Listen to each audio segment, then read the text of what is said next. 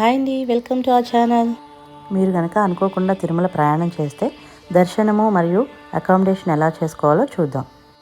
ముందుగా దర్శనం ఎలా చేసుకోవాలో చూద్దాం. నడక మార్గం ద్వారా వెళ్తే టోకెన్ ఇస్తారు. ఆ టోకెన్ మీద దర్శనం టైం అనేది కూడా మెన్షన్ చేస్తారు. దర్శనం అయితే 3 to 4 అవర్స్లో అయిపోతుంది. నడక మార్గంలో వెళ్ళాలనుకుంటే 2 దారులు అయితే ఉంటాయండి. ఒకటి అలిపిరి మెట్లు, దాని ద్వారా వెళ్తే 3 to 4 అవర్స్ సమయం అయితే పడుతుంది. మీరు నడిచేదాన్ని బట్టి కూడా ఉంటుంది. అలాగే శ్రీవారి మెట్ల మార్గం ద్వారా వెళ్ళాలనుకుంటే కనుక 1:30 నుంచి 2 గంటల లోపు అయితే పైకి ఎక్కేస్తారు మీరు. లేదా సర్వదర్శనం ద్వారా అయితే మనం దర్శనం చేసుకోవచ్చు.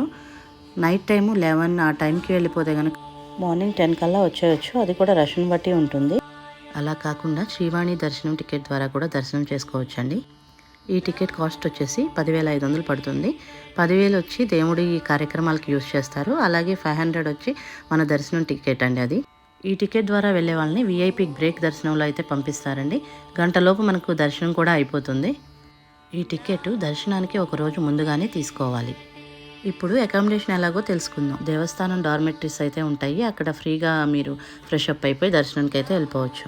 రూమ్స్ కావాలనుకుంటే కనుక సిఆర్ఓ ఆఫీస్ దగ్గరికి వెళ్ళి క్యూలో నిలబడి రూమ్స్ అనేవి తీసుకోవచ్చు. అవైలబిలిటీని బట్టి ఇస్తారండి అవి. అలా కాకుండా డైరెక్ట్గా సత్రాల దగ్గరికి వెళ్ళి అడిగితే అవైలబిలిటీ ఉంటే వాళ్ళు రూమ్స్ అయితే మనకి ఇస్తారు.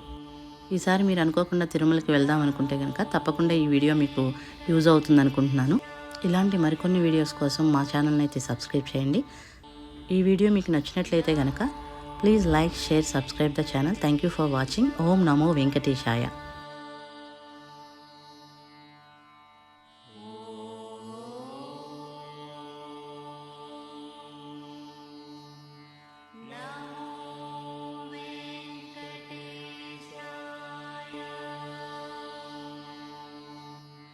No.